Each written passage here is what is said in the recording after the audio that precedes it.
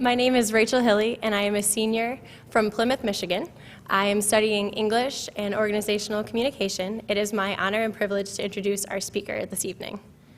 Barry Strauss is the Bryce and Edith M. Baumer Professor of Humanistic Studies and Chairman of the Department of History at Cornell University, where he also teaches in the Classics Department. Dr. Strauss earned his MA and PhD at Yale University. A recipient of the Lucio Colletti Journalism Prize for Literature, he received the Clark Award for Excellence in Teaching from Cornell's College of Arts and Sciences. He has received fellowships from numerous institutions, including the National Endowment for the Humanities, the Korea Foundation, and the American Academy in Rome. In recognition of his scholarship, he was named an honorary citizen of Salamis, Greece. He is the author of numerous books, including The Battle of Salamis, The Naval Encounter That Saved Greece, Masters of Command, Alexander, Hannibal, Caesar and the Genius of Leadership, and The Death of Caesar, the story of history's most famous assassination. Please join me in welcoming Dr. Barry Strauss.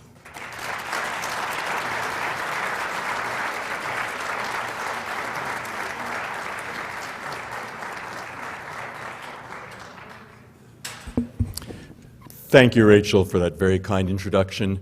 Thank you, everyone, for coming tonight. It's a great pleasure and honor to be here at Hillsdale.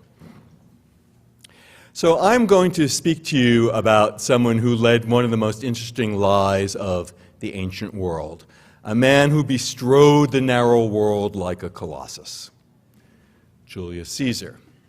He conquered Gaul, adding France, Belgium, much of the Netherlands, parts of Germany, and for a period, England to the Roman Empire.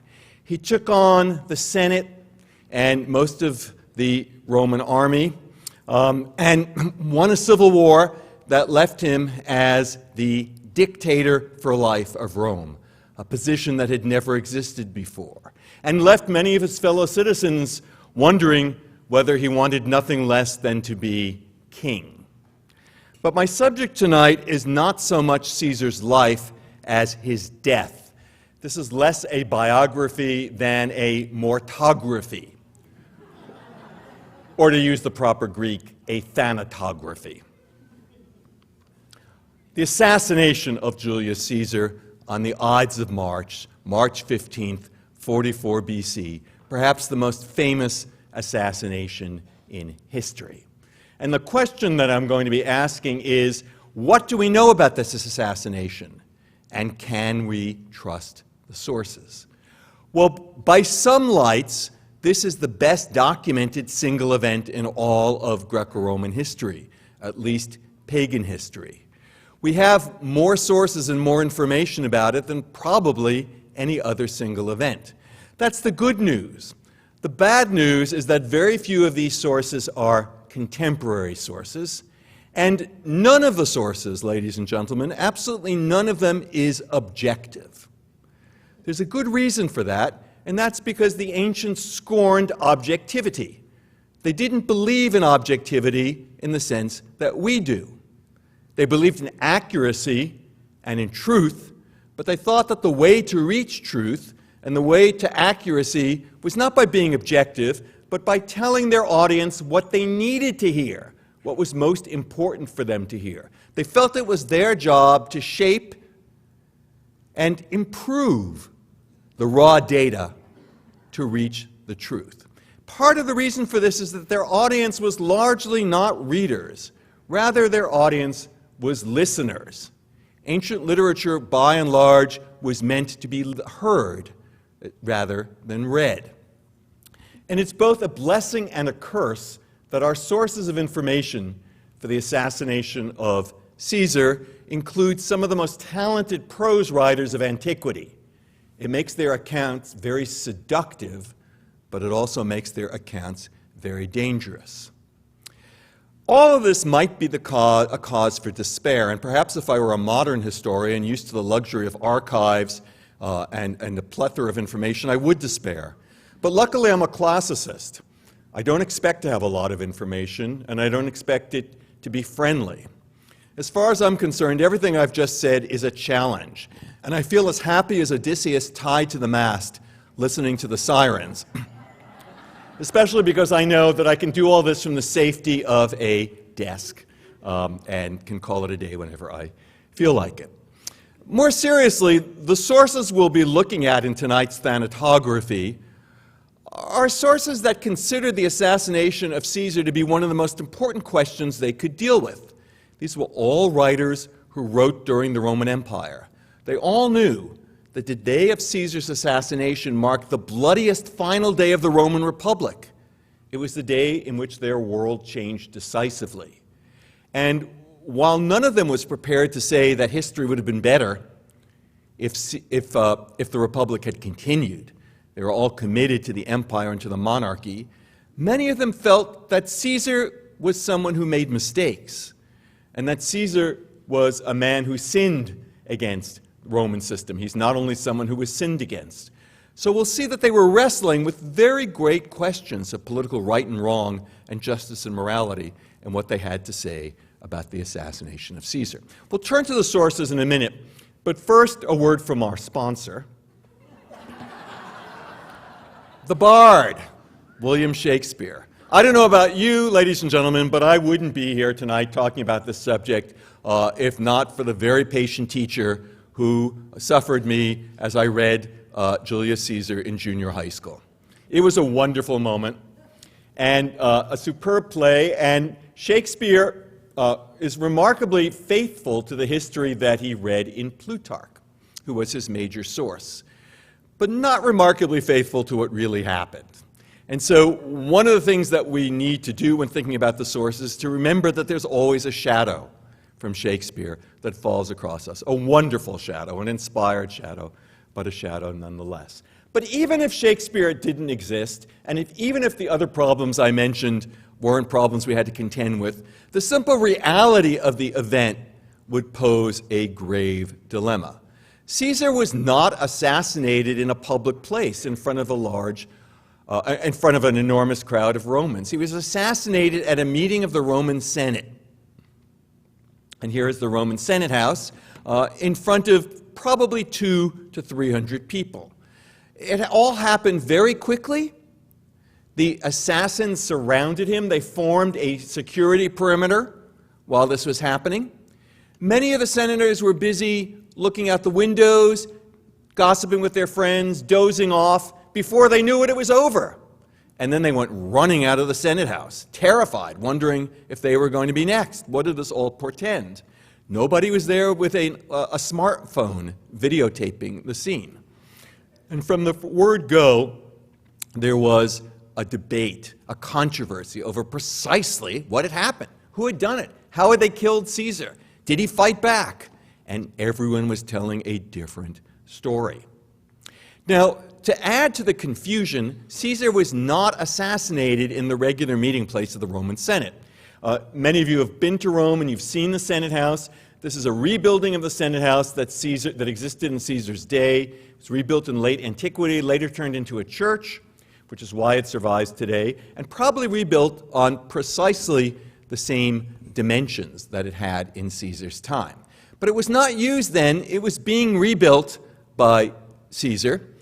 Caesar was rebranding many of the major political sites in Rome with his name, and he was modestly going to call the Senate the Caesar Senate House, if you will, the Julian Senate House. I could make a terrible political joke, but I will restrain myself from mentioning another great builder who likes to rename things. Anyhow, the Senate did not meet there that day because it was in the process of being rebuilt. Instead, it met in another place named for another famous Roman. It met in the Senate House of Pompey. Pompey, Caesar's rival, who had now passed from the scene, had built his own Senate House a few years earlier. The Senate House that you can see in Rome today is located here on the edge of the Roman Forum. But the Senate met on the Ides of March in 44 BC here in the Campus Martius, the Field of Mars, outside of the formal boundary of the city of Rome. And they met in an architectural wonder, perhaps the largest structure that had ever been built in Rome. It was a combination of theater and shopping mall and public park. The theater porticus complex of Pompey, sometimes known as Pompey's Works. The western part of it consisted of Rome's first stone theater. To the east stretched a series of shops and offices. In the center was a park, and at the very eastern end was the small Senate house that Pompey had built that bore his name and contained his statue. That's where the Senate met on March 15th, 44 BC. You may be wondering, gosh, I don't remember seeing that when I went to Rome. And the reason is that it no longer exists. Much of the stonework was mined for later buildings and taken away, but the streets of later Rome were built on its footprint. So if you go to the old city of Rome, and let's see if I can do this. I'm not sure that I can, but the next slide will help. You can kind of trace the outline of the theater and portico of Pompey. So here we have it better, as you can see here. Here we are in the Renaissance city, and you can see the outline of it. This is wrong. Imagine that it ends over here to the east. And now we're going to look closely at this very eastern end where the Senate House existed in 44 BC. And we're going to go to the west of these temples. We want to look at letter F here. This is on the dimensions of Pompey's Senate House. Standing here, looking westward, you can see it here. And if you look at this slide, this is from a different angle, same place, where this cat is royally sitting, perhaps where the tree now grows, this is precisely where Julius Caesar was assassinated, on the Ides of March. Here you see a reconstruction of what Pompey's Senate House would have looked like, and at the eastern end there is the podium where Caesar was sitting on that fateful day. As I said, people left the Senate meeting and everybody told a different story. Now, one cause for optimism about the sources, one of the people in attendance that day was none other than one of the most famous writers of the ancient world, the silver-tongued orator, one of the greatest politicians, a brilliant philosopher, a man never at a loss for words. I'm referring to Cicero, who you see here in this print by William Blake. Cicero was at the Senate meeting. And just a few weeks afterwards, perhaps a month or two, he writes about what happened. It's one of his works called On Divination. And in On Divination, he briefly recounts the scene. So let me quote. In that Senate, the greater part of which he had chosen, in Pompey's Senate House, in front of the statue of Pompey himself, with so many of his centurions watching, that he was to lie there, slaughtered by the most noble of the citizens, some of whom he had furnished with everything they had. And not only would none of his friends approach his body, but not even any of his slaves. Now, there's a lot of truth in this. We know from many sources that Caesar really was slaughtered in front of Pompey's statue. And we know that many, if not most of the conspirators, were not his enemies. They were his friends. The conspiracy consisted of 60-plus men. If we believe a later source, most of them were his friends. We know that many of the leading conspirators were his friends. To know Caesar was not necessarily to love him. To know him was to know that he was somebody who really did want to become, in effect, if not in name, the king of Rome. We know that there was at least one of his centurions present there that day. We know that many, not most of the senators, as Cicero said, but many of the senators, perhaps a third, had been chosen by Caesar himself. We know that his body was left there. It's not true, however, that his body was left there and that not even his slaves would approach it. 3 of his slaves picked up Caesar's corpse and they loaded it onto the litter that he had been brought to the Senate House in, and they carried him home. But because there were only 3 slaves, and you need 4 to carry a litter, the litter tilted. And we're told that Caesar's arm pathetically lay hanging outside the litter as he was carried home about half mile to his house. So Cicero is giving us a relatively, if not completely accurate portrait of what happened that day. But it's very brief. We want more from Cicero, especially because he writes many letters during this period. And then About 9 months later, actually 7 months later, he starts giving a famous series of speeches, political speeches, called the Philippics, fiery orations about Roman politics in this period. But Cicero is everywhere and nowhere when it comes to the account of Caesar's assassination. This is a bust now in the Vatican of Cicero. It's so frustrating because so often in this period he gives us luscious details of events. For instance, December 18th, 45 BC, just a few months before the assassination, Caesar and a small entourage, 2,000 soldiers, descended on Cicero's estate on the Bay of Naples. And Cicero pulls the stops out in describing that event in detail, down to Caesar's personal toilette. But sadly, not so for the Ides of March. He's more discreet. So we need to turn to other sources. Now, the good news is that there were other contemporaries who wrote about this.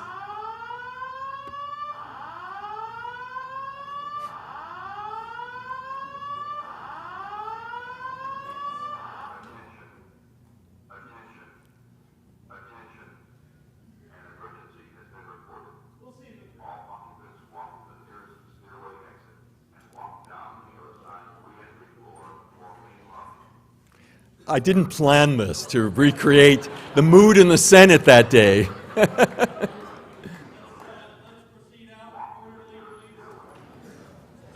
For my next trick,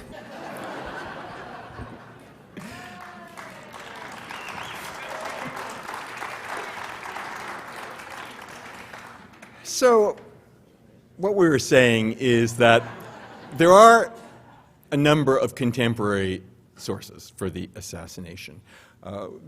One of them was a historian named Asinius Pollio. Don't worry, there won't be a quiz.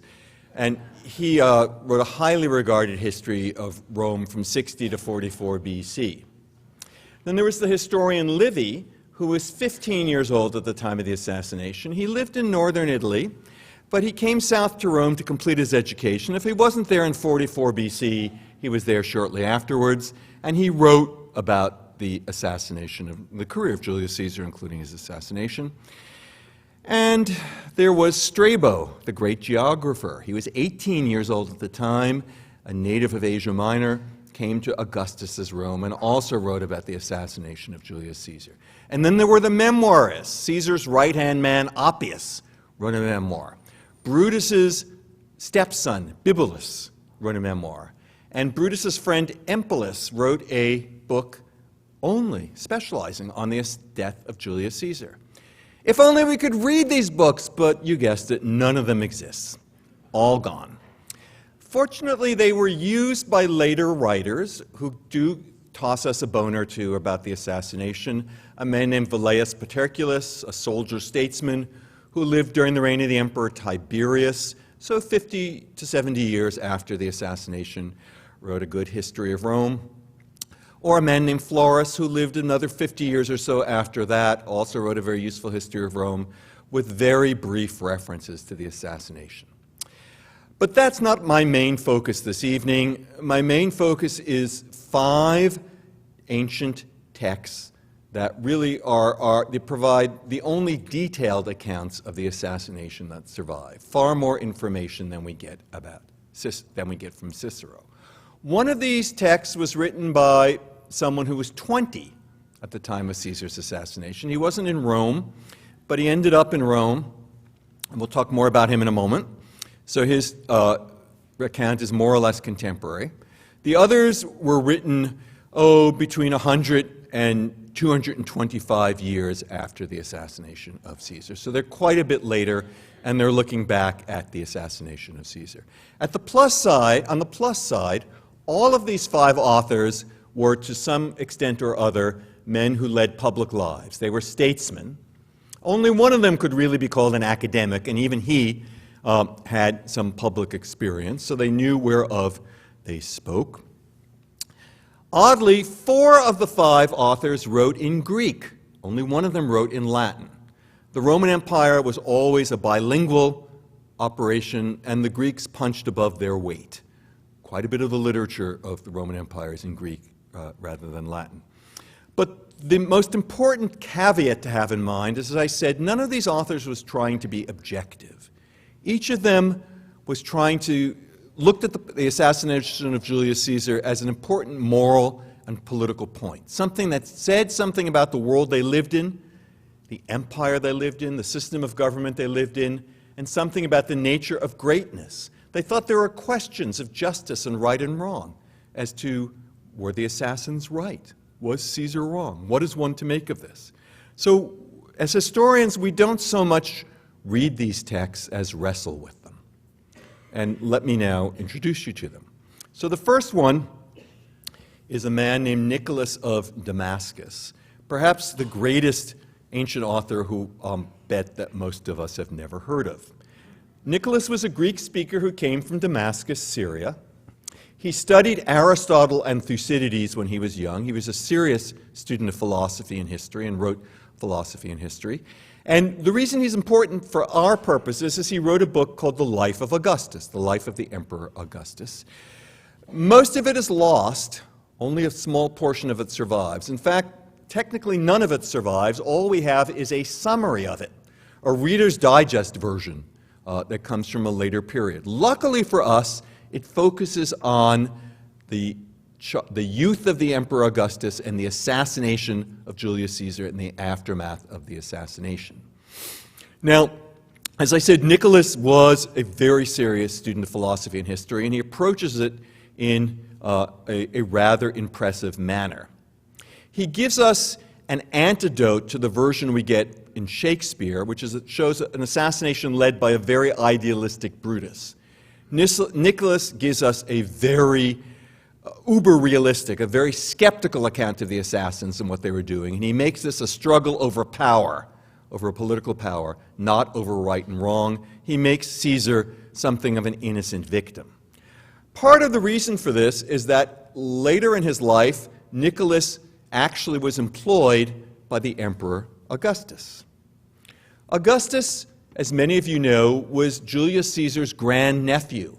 He was the grandson of Caesar's sister. As a young man, his name was Gaius Octavius, and we tend to refer to him as Octavian when he was young. He was adopted by Caesar. When Caesar died and his will was read, young Gaius Octavius was adopted, and he became the heir of most of Caesar's fortune. He takes the name Caesar, and eventually, after a long civil war, emerges as Rome's first emperor. Naturally, he had a dog in this fight, and he was on the side of Caesar and against the assassins. To add to the degree to which Nicholas's account is colored by Augustus, Nikolas clearly got some of his information from a book that Augustus himself wrote, his memoirs, De Vita Sua, by the Emperor Augustus. You might be thinking, gosh, I don't remember ever reading that. And you haven't, because it no longer exists.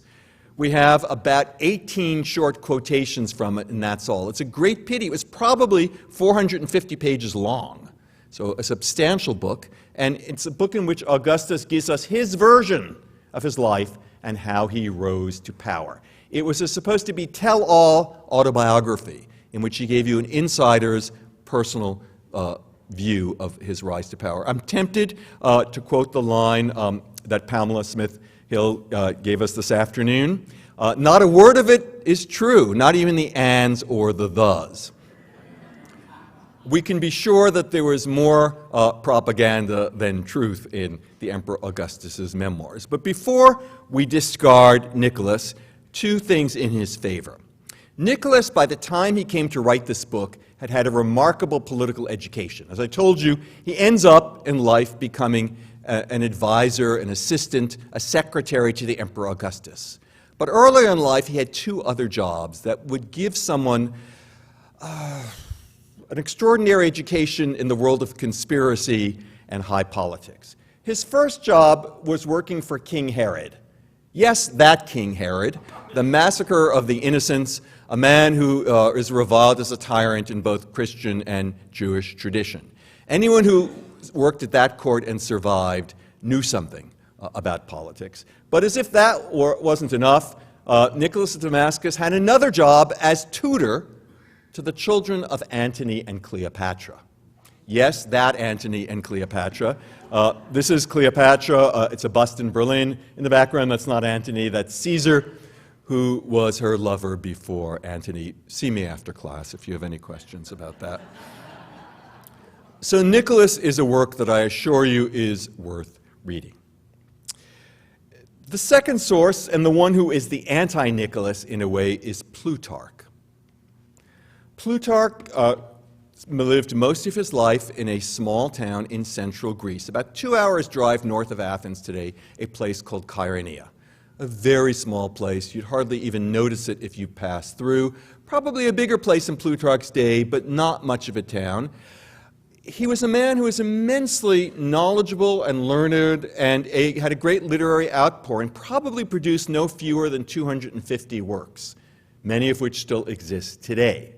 He had studied with a philosopher in Alexandria, a great intellectual center. He'd been to Rome and Italy several times. He was intimately involved with Greek religion and the oracle at Delphi. And he was very well connected, became a Roman citizen, late in life is made the honorary governor of Greece. So he's a man who knew a lot about politics, even though his main activity was being a teacher and running a small classical academy, if you will, in Kyrenia, where he had a substantial number of pupils.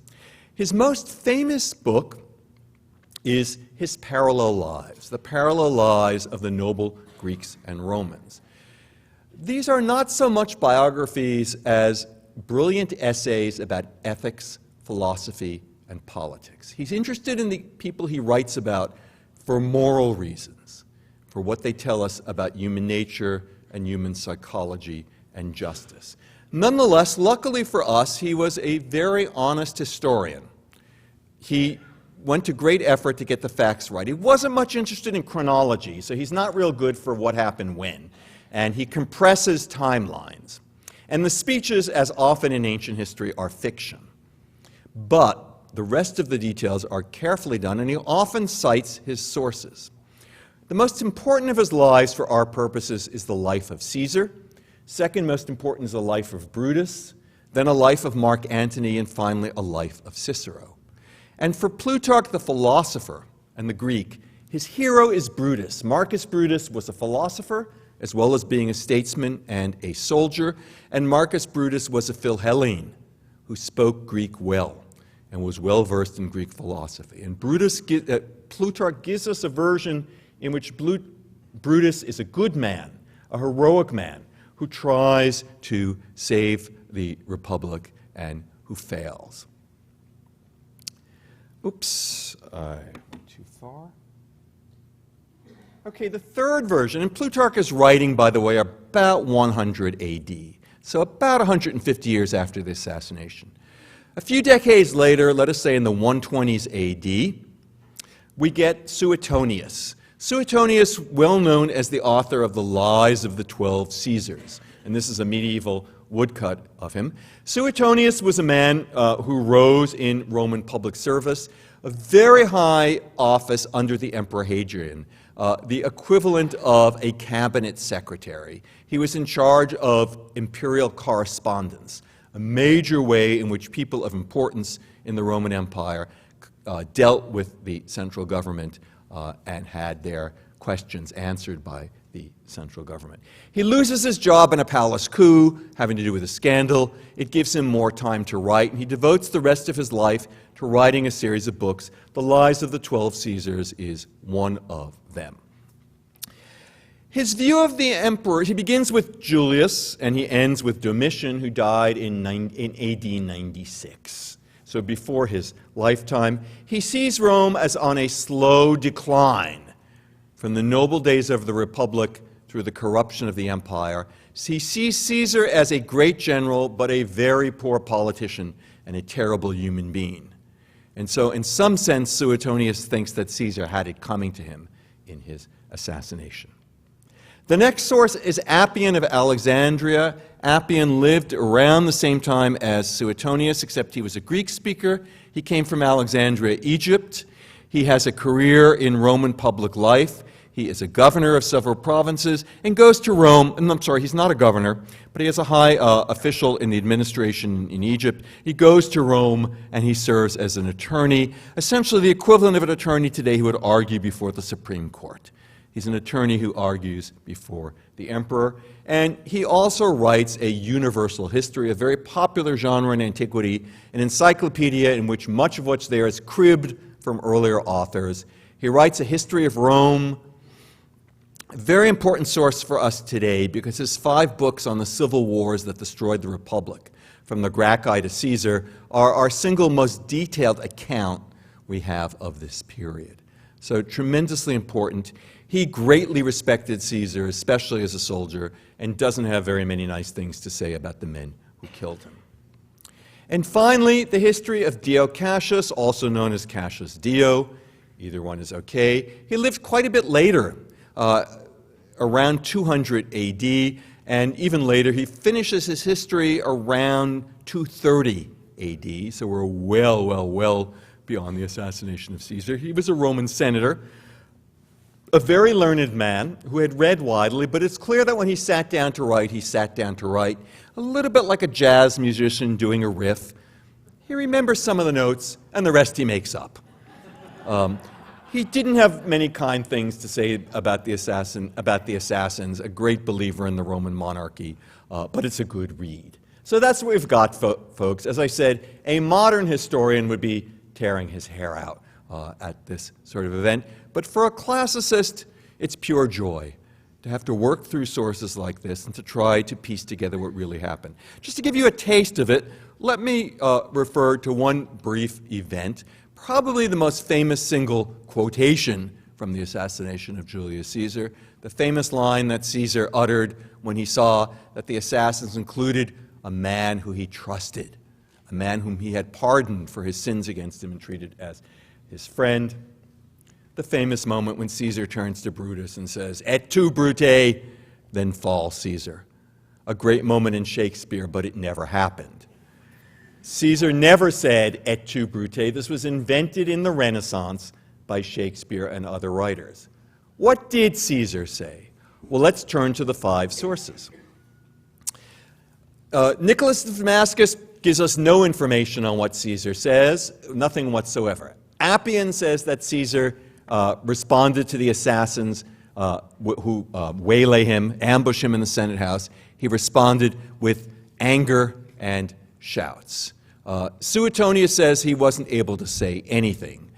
Plutarch, and Dio agrees he wasn't able to say anything. Plutarch says that when Publius Servilius Casca, the first man to strike Caesar, Caesar said, "Impious Casca, this is violence." And in another one of his books, Plutarch says that Caesar said, "Accursed Casca, this is violence." Close enough, the same thing. What about et tu, Brute? Well, Suetonius and Dio Cassius say there are a lot of rumors about what went down in the Senate house that day, and there are scurrilous writers who claim that Caesar did say something, but don't believe it wasn't true. Well, what was it they say that Caesar said? They say that Caesar said in Greek, not in Latin, he said, "Kai su teknon." Kai su teknon. It means, "You too, child?" And they say he said it to Brutus. What did he mean by this, if he said it? And of course, as I just said, Suetonius and Dio Cassius said, but he didn't say it. But what did he mean? We all want to know. The scholars say it could have 3 meanings. The first was that he was quoting a line from Greek tragedy that went on to say, "You too, child, shall someday have suffering such as mine." The second is that he was referencing a very familiar line in a curse tablet. Greeks and Romans took curses very seriously. They had formal curse tablets which they buried in the earth and they used against their enemies. And the curse tablets often said, "Same to you." You can interpret it more saltily if you like. In Greek, that's kai su. And here is a mosaic of a curse tablet, and you can see the guy saying kai su. The final explanation of what Caesar might have meant by this, as far as I know, this was invented by the playwright George Bernard Shaw in his preface to Caesar and Cleopatra. He says, look, everybody knew that Caesar was a great ladies' man.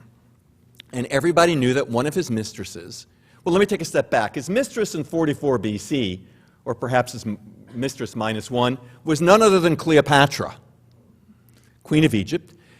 Cleopatra claimed that Caesar was the father of her illegitimate son, whose name was Ptolemy XV, but whose nickname was Little Caesar, Caesarion. Little known fact was that Cleopatra was actually in Rome that day on the Ides of March. Caesar had ensconced her in his villa on the other side of the Tiber in the hills outside of the city. But she was Caesar's most famous mistress, but his most famous Roman mistress was none other than Brutus's mother, Servilia. And there had been, you need a scorecard, folks, to keep score of this. There had been a rumor that Brutus was Caesar's illegitimate son, and it had always been denied. I'll spare you some of the complications. So, George Bernard Shaw says, why did Caesar turn to Brutus and say, "You too, child"? Because in his dying breath, he wanted to get out a zinger. And the zinger was him saying to Brutus, "Guess what? You really are my son. I really am your father. You have just murdered your father. According to Roman law, that is the most heinous crime a Roman could ever do. Have a nice day." Personally, I find it a little hard to believe that Caesar could have been that self-composed to do that. But as you see, the authors really disagree about what was said. And our job as historians is to exercise judgment and to make sense of it. I want to turn now in the remaining time to look at two other sources about Caesar's funeral. Neither of them is literary. One of them is an event, and the other is an object. The event, of course, no longer exists, and our reports of it are inconclusive, though archaeological evidence, for once, is rather helpful. And then we'll turn to the object. The event is the funeral of Julius Caesar. You know this from Shakespeare, the famous Friends, Romans, Countrymen speech, when Mark Antony gets on the podium beside Caesar's corpse, and he riles the crowd up by calling the conspirators honorable men. And the result is a riot that tears Rome apart and drives the conspirators out of the city of Rome. A couple of problems with this. Antony never said friends, Romans, countrymen, and never said honorable men. Those are invented by Shakespeare. Antony was the master of ceremonies at Caesar's funeral, and as we'll see in a moment, he does some remarkable things. The sources disagree mightily as to whether he actually gave a funeral speech or simply read out a list of Caesar's honors. I believe he did give a funeral speech. I'll talk in a moment about what else he did. It's also important to recognize that the funeral was not quite the turning point that Shakespeare makes it out to be, and I won't take time now to explain, but if you'd like in the Q&A, I can tell you why it wasn't quite the turning point that Shakespeare makes it out to be.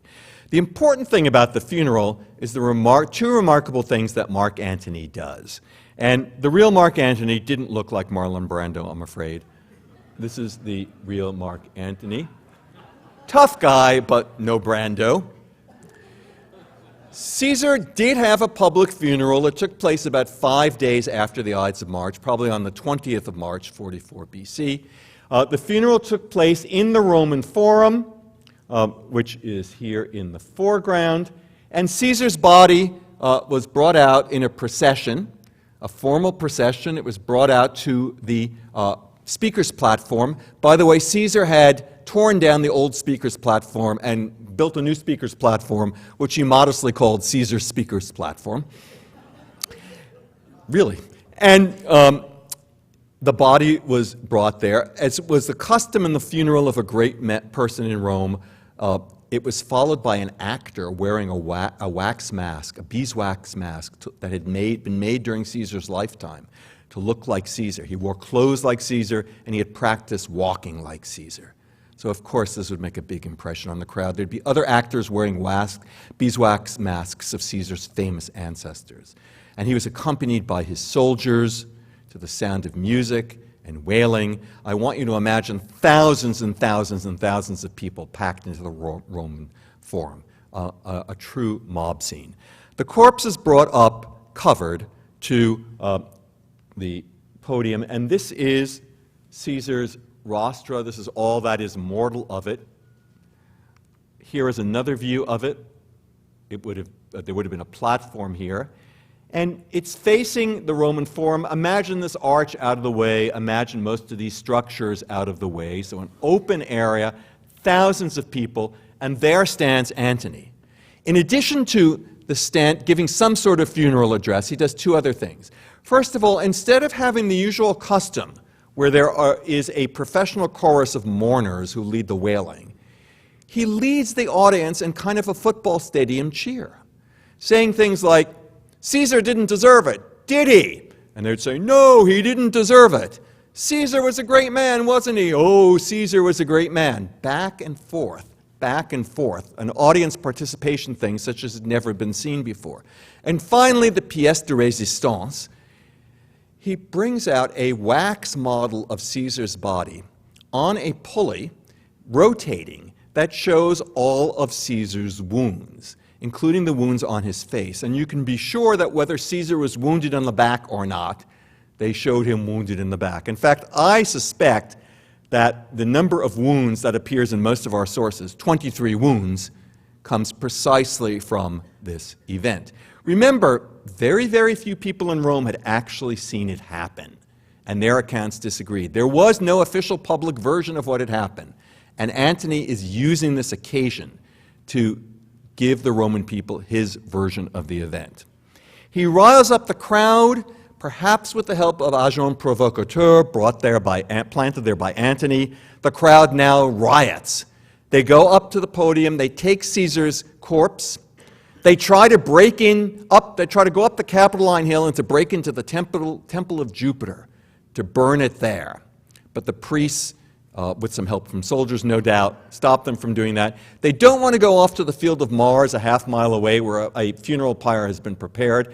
They take the corpse to the other end of the forum, to this site here, and they build a makeshift funeral pyre. They get wooden benches from the nearby law courts, and they cremate Caesar's body. How do we know exactly where it was? Because Augustus later on built a temple, the temple of the god Julius Caesar, on precisely the site, and marked the spot where Caesar was assassinated. And even today, people in Rome leave offerings for the ghost of Julius Caesar. The information we have about this event is precious, it's contested, the authors disagree. As I say, some of them say he didn't even give a funeral oration.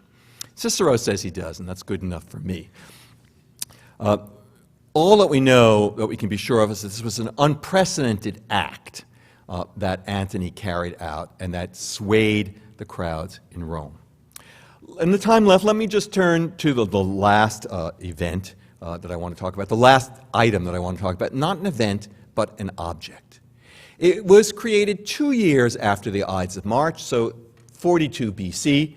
It is a coin, probably the most famous coin of the ancient world, and it's called the Ides of March coin because, as you can see, it says on it, Ides of March in Latin. It was issued by Brutus and Cassius to their soldiers.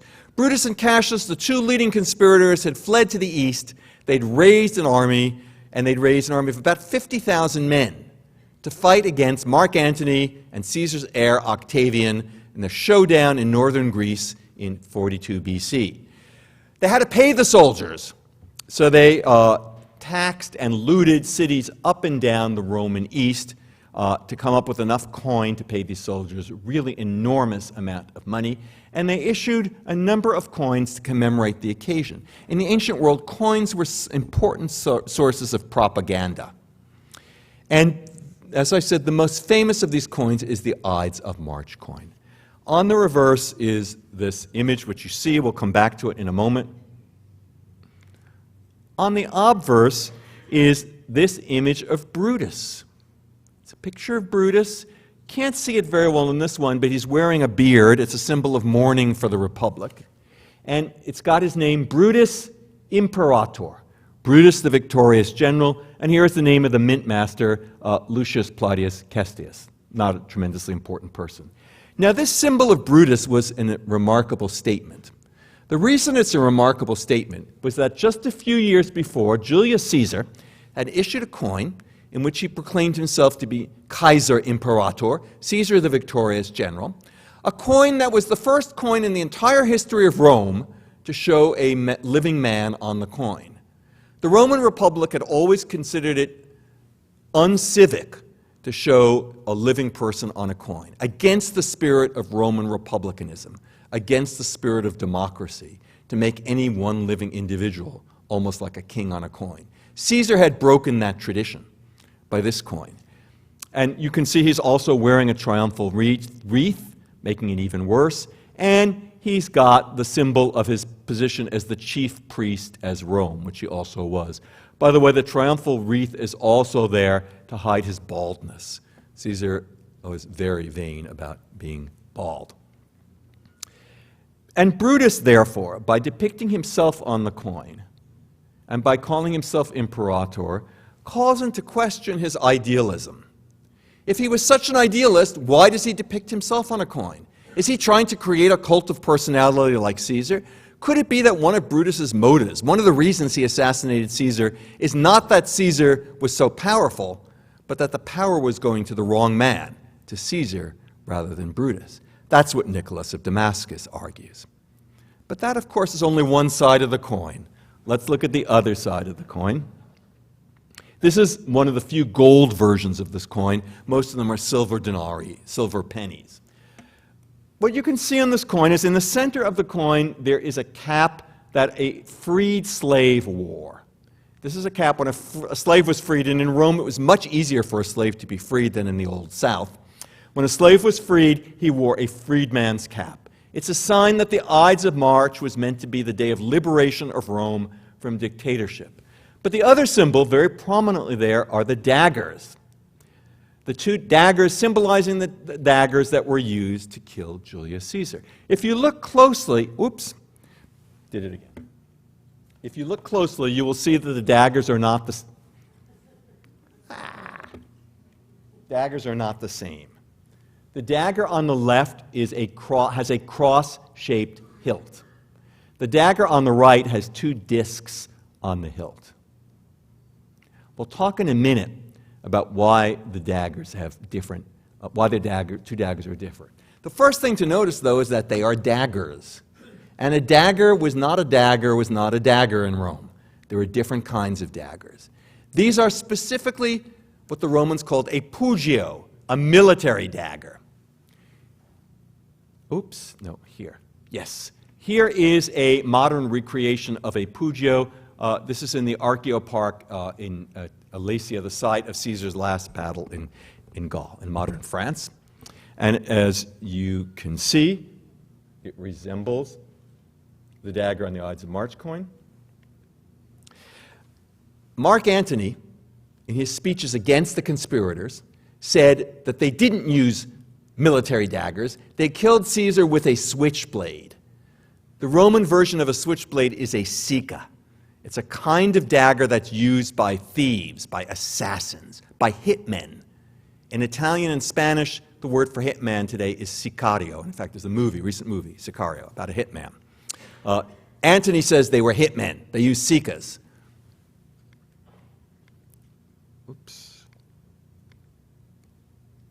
This is going backwards. Okay, here's a sica.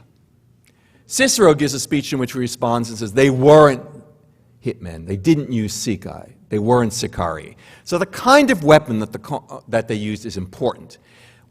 By putting the pugio on the coin, Brutus is saying to his soldiers, we did an honorable job. We did our civic duty in killing Caesar. We were soldiers, Roman soldiers like you, doing our duty, and you should do your duty. But why do the two daggers have different hilts? I think there are two reasons for this. One is they're saying to soldiers, we know war. We know weapons. We know very seriously the difference between a dagger with a cross-shaped hilt and a dagger with a bidiscoidal hilt. The other thing is I suspect that these daggers are meant to represent Brutus and Cassius. That the one dagger is Brutus's and one is Cassius's. I suspect that the cross-shaped dagger is Brutus's because they're very rare in the archaeological record. Very rarely do we find these daggers in the archaeological record. A cross-shaped dagger, so I think that's why it was Brutus. So this coin is a remarkable coin. I do just want to tell you that Cassius Dio mentions this coin in his writing. It's one of the only coins from the ancient world that an ancient writer comments on, and he says it's specifically meant to symbolize liberation, and the freedman's cap was a symbol of liberty. Well, it didn't work for the soldiers. They go on to fight Antony and Octavian at the Battle of Philippi in October and November of 42. They're defeated. Brutus and Cassius commit suicide, and that's it for the defenders of the Roman Republic. So let me sum up. What can we get from the ancient sources? How trustworthy are the ancient sources for Caesar's assassination, for the dictator Gaius Julius Caesar in this Renaissance statue? They don't give us the degree of certainty that they would like. They are, in a way, an opening, an invitation to study the classics, an invitation to go back and to read them on our own and to sift them, to weigh them, to use the skills that a classical education can give us, skills that not only teach us how to read texts, but skills that force us to ask questions about justice, about statesmanship, about morality, and about greatness. The sources, from the point of view of just the facts, are not trustworthy at all. But because the ancient sources, force us to walk with the greats, they are trustworthy indeed. Thank you.